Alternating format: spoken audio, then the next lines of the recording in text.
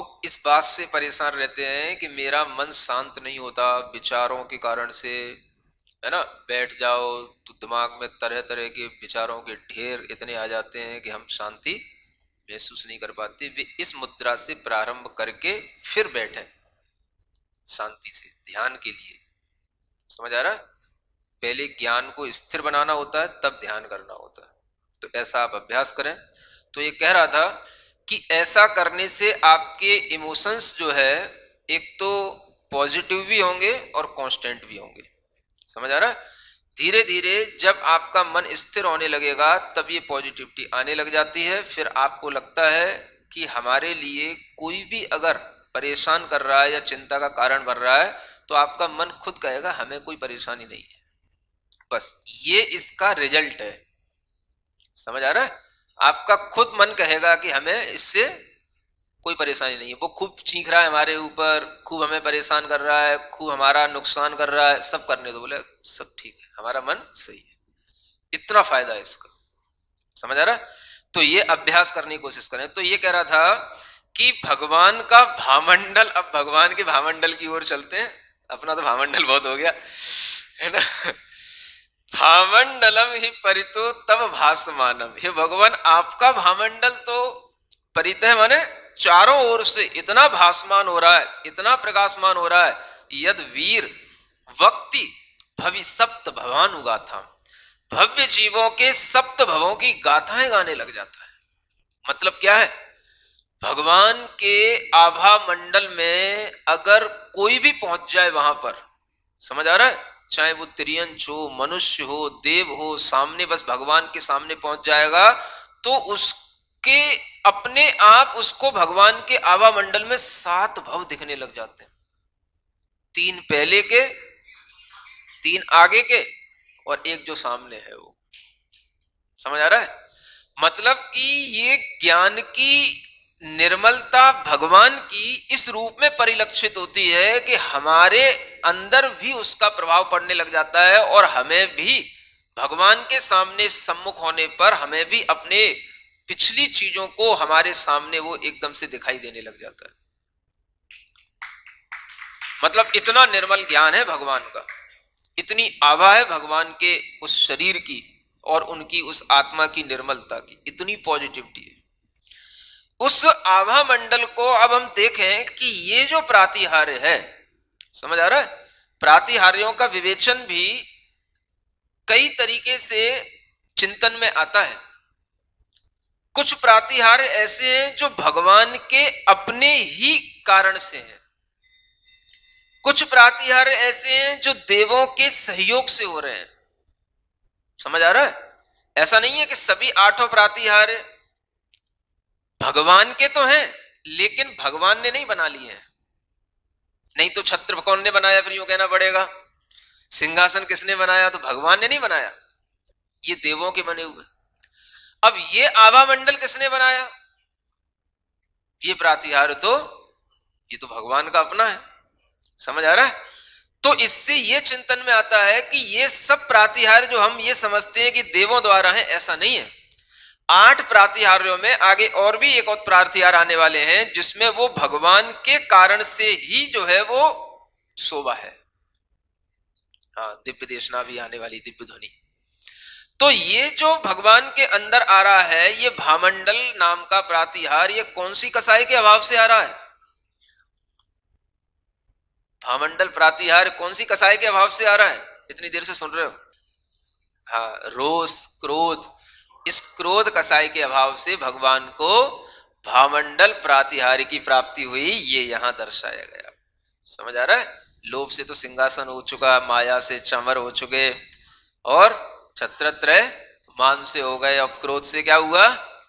भामंडल प्रातिहार्य। ये क्रोध कसाय के अभाव से मानो भगवान के अंदर इतनी शांति, इतनी समता, इतने उनके ज्ञान में निर्मलता आ गई कि वह आभा मंडल हमें भी अपने भवों को देखने में कारण बनने लगा। समझ आ रहा है? अब इसके आगे देखो कौन सा प्रातिहार्य है, ये आ रहा है अब दिव्य ध्वनि नाम का प्रातिहार्य। चित्रम विभो त्रिभुवनेश जिनेश वीर न्यूने त्वयि द्रुत विहास्य रतेन देव दिव्यध्वनिं तदपि कर्णयितुं तु भव्या आयान्ति ते रतिवशादनुयान्ति हास्यम्। तीन लोक के हो ईश्वर तुम जिनेश तुम वीर विभु। हास्य नहीं है रति नहीं है तब चेतन में अहो प्रभु। फिर भी दिव्य ध्वनि को सुनकर भव्य जीव रति धरे। तत्व ज्ञान पी पी कर मानो हो प्रसन्न मन हास्य करें। क्या कहा जा रहा है? अब यह दिव्य ध्वनि भी प्रातिहार्य है।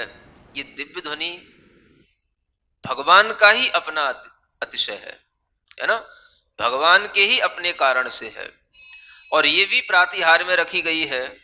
और यहां पर अब आपसे कहा था कि 8 प्रातिहार्यों को कसायों के अभाव से बताया गया है। ये इस वर्धमान स्तोत्र की विशेषता है। समझ आ रहा है? तो 4 कसायों से तो 4 प्रातिहार्य हो गए। अब हमारे सामने आती हैं 9 कसाएं। क्या बोलते हैं? हाँ, 9 कसाएं होती हैं, उन्हें 9 कसाएं कहते हैं। 9 कसाय का मतलब होता है, 9 माने थोड़ा होता है। कसाएं तो हैं लेकिन वो 9 कसाएं इसलिए कहलाती हैं कि वो थोड़ी अपनी इंटेंसिटी के साथ में हमारे अंदर रहती हैं। समझ आ रहा है? और उनके सहयोगी जो होती हैं, ये मूल कसाएं जो क्रोध मान माया लोभ हैं, ये 4 कसाएं उनकी सहयोगी होती है। हाँ, ये 4 मूल कसाएं हैं, और 9 जो है वो थोड़ी वाली कसाएं हैं।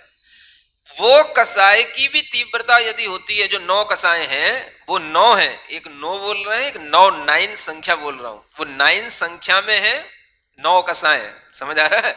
और वो 9 कसाएं कहलाती है। नहीं समझ आ रहा है?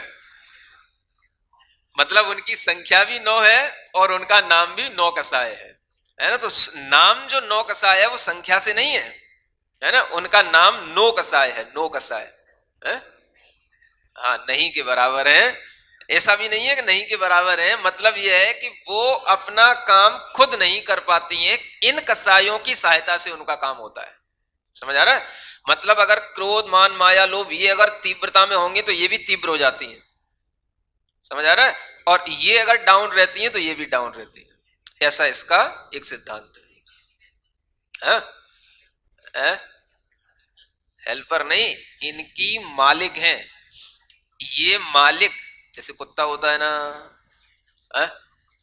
कुत्ता होता है ना, और कुत्ते का मालिक अगर साथ में हो तो कुत्ता अगर भौंकेगा तो ज्यादा भौंकता है।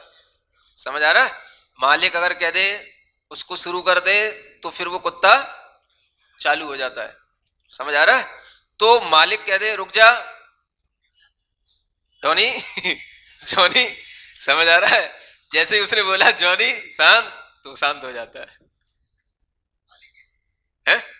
ऐसे ही है 9 कसाएं ये कुत्ते की तरह, और मालिक क्रोध मान माया लोभ, ऐसे जानना। समझ आ रहा है? हाँ, तो ऐसा, तो ये अगर 4 कसाएं उद्रेक को प्राप्त होती हैं तो ये भी उद्रेक होती है। समझ आ रहा है? ये इनका डाउन होता है भाव तो वो भी डाउन हो जाती है। तो अब जो 9 कसायों में हास्य रति ये जोड़े के रूप में आती हैं। 9 कसायों में पहले संख्या सुन लो। हास्य रति, अरति शोक, भय जुगुप्सा, और स्त्री वेद पुरुष वेद नपुंसक वेद, ये 3 वेद। समझ आ रहा है? ये 9 कसाएं कहलाती हैं। संख्या भी 9 है, और 9 कसाएं माने ईसत कसाएं, थोड़ी कसाएं। तो इनमें जोड़े हैं, ये जोड़े ही के साथ चलती हैं। जहां हास्य होगा वहां रति होगी, जहां रति होगा वहां हास्य होगा। माने हास्य भी यदि उत्पन्न होता है तो आप देखोगे मनोविज्ञान है कि रति जिससे होगी उसी से हास्य उत्पन्न होगा, जिससे द्वेष होगा उससे हास्य उत्पन्न नहीं होगा। समझ आ रहा है? हाँ, जिससे आपको राग होगा है? तो हास्य और रति का जोड़ा है। तो यहां यह बताया जा रहा है कि भगवान न्यूने त्वयि द्रुत विहास्य रतेन देव, है ना। हे भगवान, आप में तो ये द्रुत और विहास्य भाव से, मतलब हास्य और रति भाव से आप जो रहित हो गए। आपके अंदर तो नौकसाय है नहीं, हास्य आपके अंदर है नहीं, रति भाव आपके अंदर किसी से है नहीं। तो ये जो हास्य अब बाहर निकल गया, रति कसाय जो आपकी आत्मा से बाहर निकल गई, तो ये बाहर जाकर के कुछ काम करेगी कि नहीं करेगी? तो ये क्या करेगी? तो ये बाहर जाकर के ये काम करती है कि भगवान, अब जब आप दिव्य ध्वनि करके दिव्य उपदेश देते हो, तो आपकी दिव्य ध्वनि को सुनकर के भव्य जीव रति को प्राप्त हो जाते हैं। समझ आ रहा है? रति आप में नहीं है, लेकिन आपके दिव्य उपदेश से भव्य जीवों को रति आपसे और आपकी दिव्य ध्वनि से हो जाती है। समझ आ रहा है? और जब उन्हें इससे रति उत्पन्न होती है, तो उन्हें हास्य माने प्रसन्न भाव भी उत्पन्न होता है, आनंद भाव भी उत्पन्न होता है। और इस तरीके से भव्य जीव जो आपके समोसरण में आकर के बैठे हैं, तो बैठे ही हैं।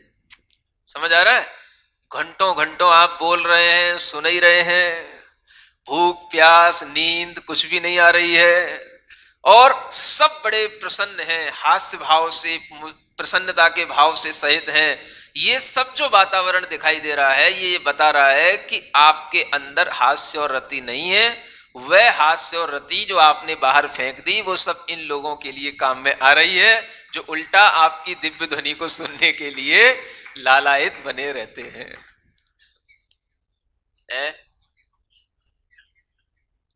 रति वैसे तो पॉजिटिव ही होती है कि रति माने हम जिससे राग कर रहे हैं, वो राग करने का मतलब जो है पॉजिटिविटी के साथ ही राग होता है, नेगेटिविटी के साथ तो फिर वो द्वेष के रूप में हो जाता है। वो अलग मैटर है। जो वासना के सेंस में आ गई, वो फिर राग का ही, रति का ही एक स्तर गिर गया। हाँ, एक रति का स्तर है हमारे भावात्मक स्तर है, जिसमें हम किसी के साथ में उठते बैठते हैं, बातचीत करते हैं, ये हमारी भावात्मक रति होती है। समझ आ रहा है? फिर ये जो हम किसी शरीर के साथ में जब हम रति करने लग जाते हैं, तो ये हमारे शरीर के स्तर पर वो रति हो जाती है, ये शारीरिक रति हो जाती है। तो ये रति का स्तर गिर गया। समझ आ रहा है? तो यहां भावात्मक रति की बात कही जा रही है। तो ऐसे ये हास्य और रति कसाय के अभाव से भगवान की दिव्य ध्वनि में ये आकर्षण उत्पन्न हुआ, जिसके कारण से भव्य जीवों को भी हास्य और राग भाव भगवान से होने लग जाता है, और इस कारण से भव्य जीवों को कोई भी हानि नहीं होती है, बल्कि उन्हें लाभ ही मिलता है। समझ आ रहा है? भगवान बैठे बैठे, मतलब 2.5 घंटे बोलते हैं भगवान। कितने? हाँ, समझ रहा है? थोड़ा बहुत नहीं बोलते हैं, बोलना शुरू करते हैं फिर हाँ, फिर 2.5 घंटे तक उनकी दिव्य ध्वनि चलती रहती है, और लोग वहां से बिल्कुल भी बीच में एक भी उठ के नहीं जा सकता। समझ आ रहा है? हाँ, किसी को भूख प्यास निद्रा, यहां तक कि किसी की डेथ भी नहीं होगी, वहां पे प्राण भी नहीं निकलेंगे किसी के। ये समोसरण का अतिशय है। समझ आ रहा है? हाँ, समोसरण में किसी की मृत्यु नहीं होती, लिख लेना। हाँ, समझ आ रहा है? अब आप कहो नहीं, आयु क्रम पूरा हो जाएगा तो मर जाएगा। समझ आ रहा है? जिसका आयु क्रम पूरा होने का होगा, वो वहां पे जो होगा ही नहीं। समझ आ रहा है ना? तो ये अपने आप में ये भी एक अतिशय बताया गया भगवान के समोसरण का। ये भी एक बहुत बड़ा हाँ अतिशय लाभ है कि वहां पर लोगों को भूख नहीं लगती 2.5 घंटे तक भी, और दिन दिन भर भी। हाँ, नींद नहीं आती, बोर नहीं होते, और ये भी लिखा है कि मृत्यु नहीं होती वहां पर। समझ आ रहा है? ये इतने बड़े बड़े ये भाव हमें भगवान के समोसरण में प्राप्त होते हैं। आगे का एक और, सामीप्यतोऽप्यरति शोकमतिं विहाय वैडूर्यपत्रहरिताभमणे प्रशाख संप्राप्य नाम लभते विटपोऽप्यशोकः शोभां नरोऽपि यदि किं तव भक्तितोतः।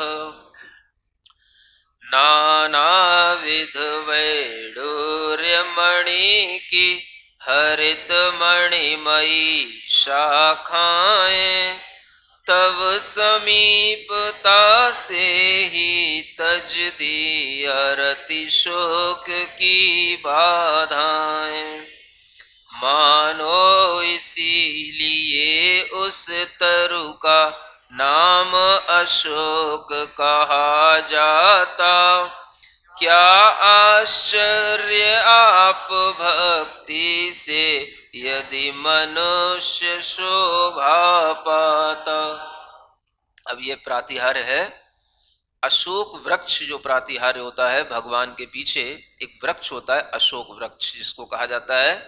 एक जानकारी के लिए आपको ये भी बता दूं कि ये अशोक वृक्ष नाम का कोई एक वृक्ष फिक्स नहीं होता है कि वो सब अशोक वृक्ष ही होते हैं। इसका तिलोई पंडिती आदि ग्रंथ में एक कारण दिया गया है कि सभी तीर्थंकर किसी ना किसी वृक्ष के नीचे बैठकर के ही केवल ज्ञान प्राप्त किए। समझ आ रहा है?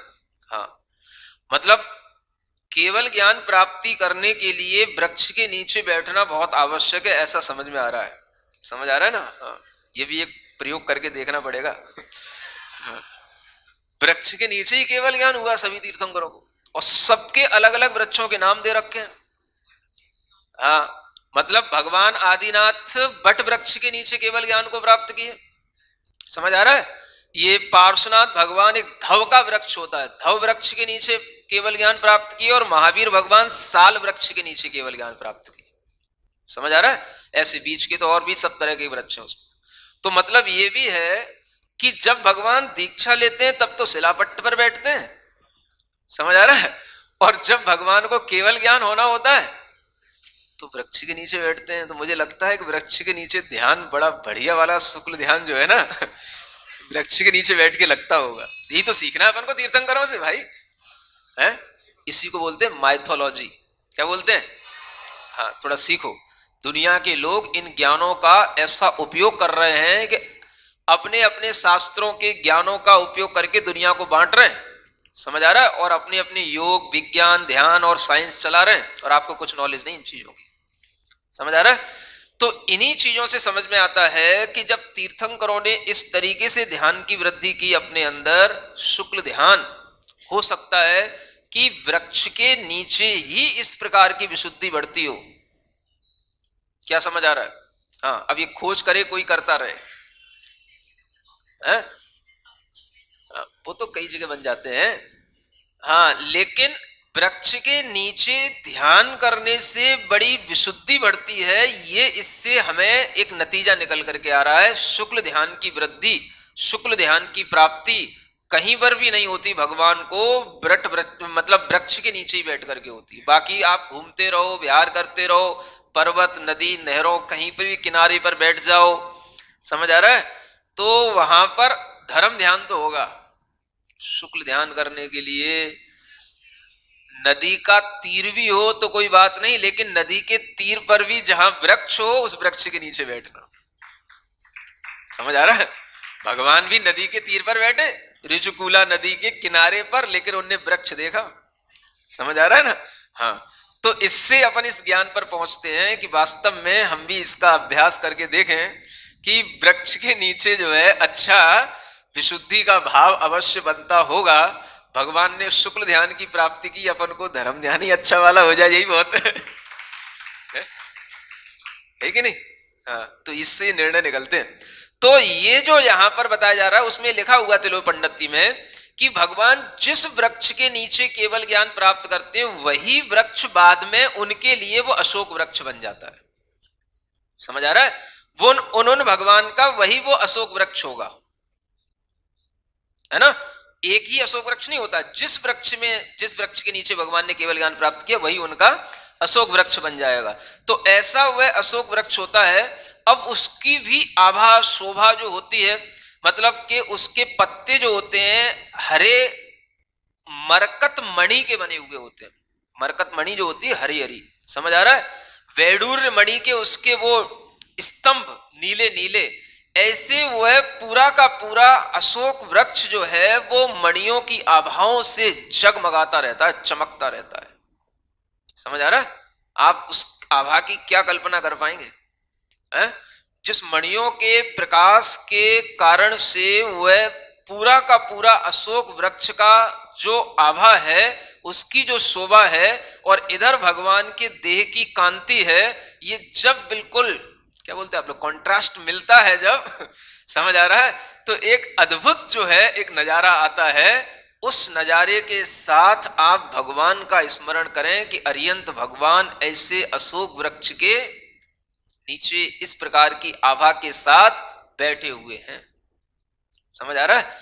और क्या लिखा है कि हे भगवान, इस वृक्ष का नाम अशोक तो इसलिए रखा गया, अब यहां पर कवि अपनी कल्पना से कह रहा है कि अशोक माने देखो आपकी समीपता पाकर के, माने भगवान, हे भगवान आपकी समीपता पाकर के भी वृक्ष का नाम क्या हो गया?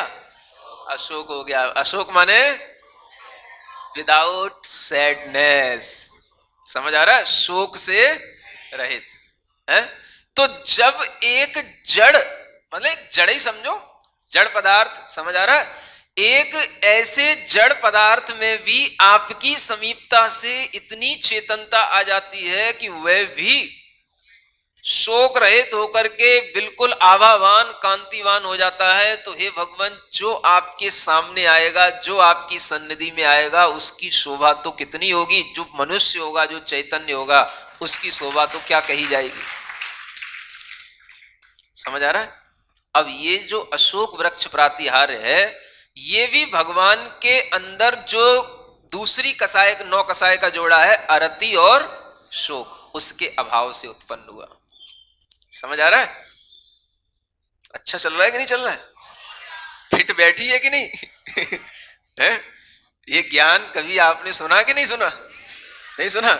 अष्ट प्रातिहार्यों में इस तरीके से कसायों के अभाव से इन अष्ट प्रातिहार्यों की एक अपने आप में जो कल्पना कहो, वो कल्पना भी असत्य नहीं है, क्योंकि वो सत्य चीज से जुड़ी हुई है। समझ आ रहा है? तो अरति और शोक का अभाव हो गया, इसलिए ये अशोक वृक्ष नाम का प्रातिहार्य आपको प्रकट हुआ। और कोई भी अब आपके सामने आता है तो वह शोक रहित हो जाता है और हर्षित होकर के आपके सामने आकर के शोभा को प्राप्त हो जाता है। ये आपके इस प्रातिहार्य की देन है ना। आज देवदुन्दुभी नाम का प्रातिहार्य पढ़ना। काव्य नंबर 34। यान्ति क्व भो भविजना भयभीतवश्यात् कुर्वन्ति किं निजहतिं च जुगुप्सया वा सम्प्राप्नुवन्त्वभयतामभयप्रसिद्ध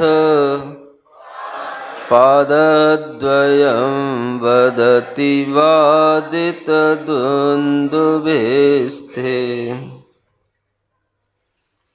इसी का पद्यानुवाद।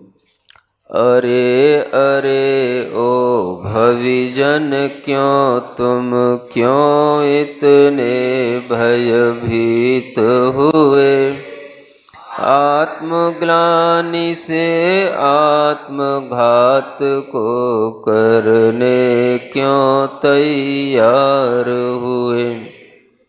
अभय प्रदायी चरण कमल को प्राप्त करो अरु हो।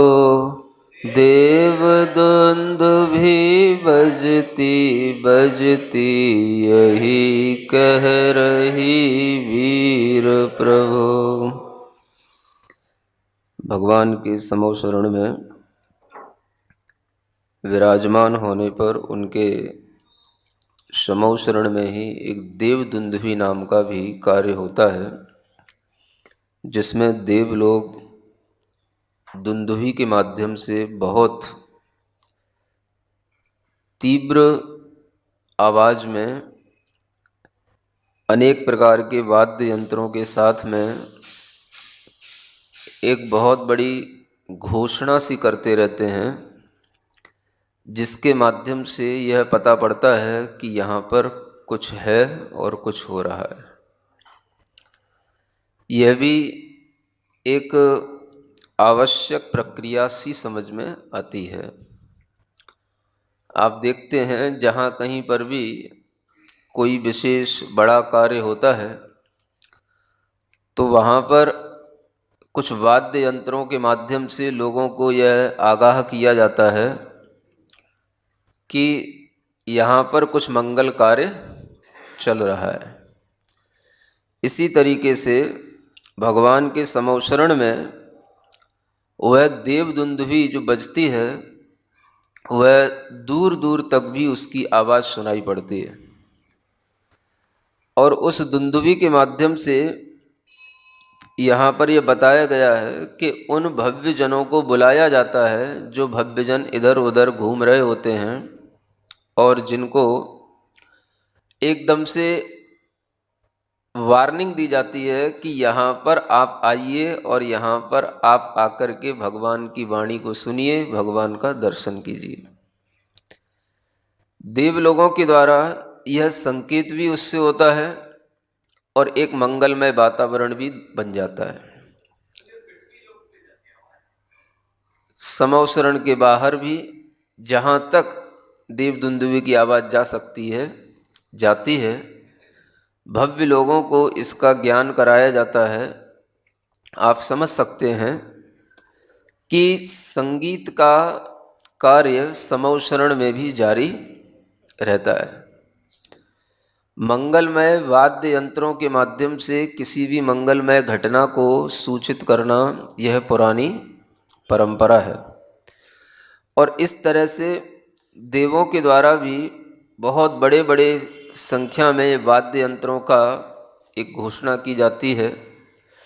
यहाँ पर कहा जा रहा है कि जब ये वाद्य यंत्र बजते हैं तो वो मानो भगवान के भव्य भक्तों को बुला रहे हैं और जो भी कहीं कोई किसी भी प्रकार के टेंशन में डोल रहे हैं, किसी भी प्रकार की कोई भी समस्या के साथ में इधर उधर भटक रहे हैं, तो वह जब भगवान के पास आ जाते हैं तो उनकी सब प्रकार की समस्याएं, सब प्रकार के टेंशन दूर हो जाते हैं।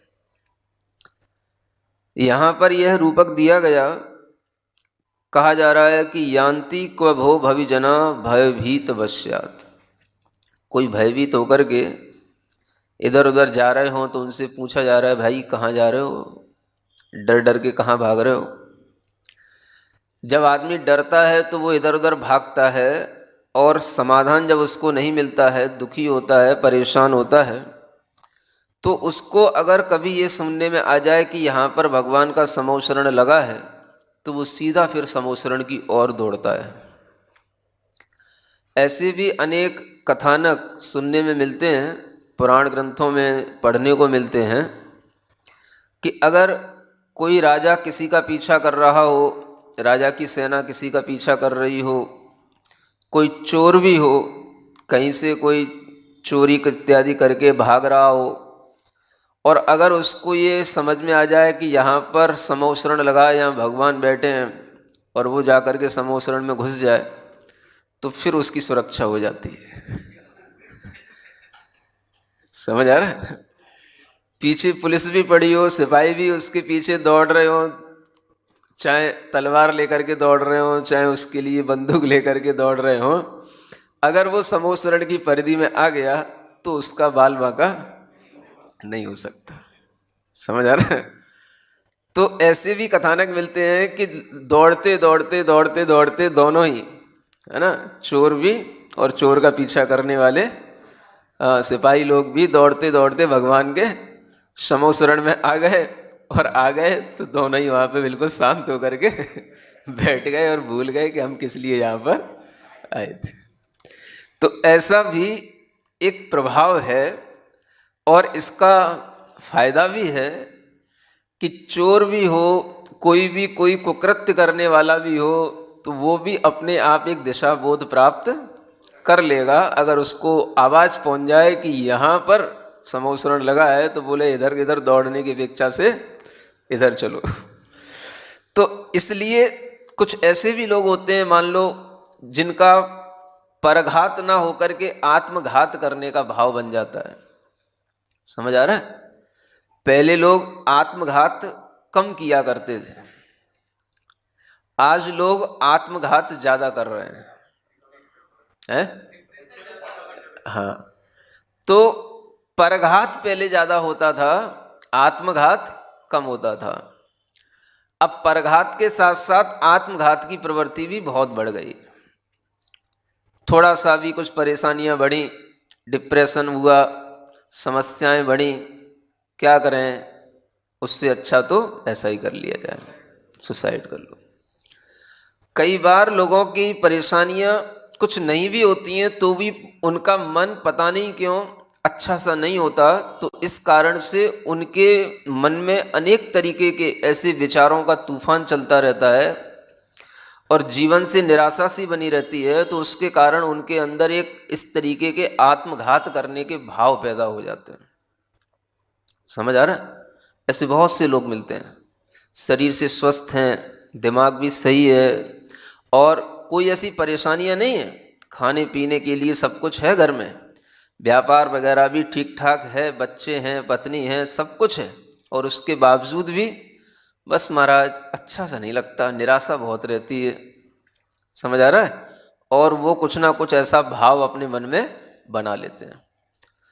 तो इस तरीके की प्रवृत्ति वाले लोगों को क्या समझाया जाए, क्या बताया जाए? अगर वो लोग थोड़ा सा कुछ समझने की कोशिश करें, कुछ करने की कोशिश करें, तो ये एक बहुत अच्छा उपाय है जो यहां बताया जा रहा है? अरहम योग तो है ही, उसके साथ साथ एक भक्ति योग भी होता है जो ये इसके साथ ही जुड़ा हुआ है ना? अरहम योग में ध्यान योग भी है, ज्ञान योग भी है, भक्ति योग भी है, क्रिया योग भी है, सभी योग हैं उसमें।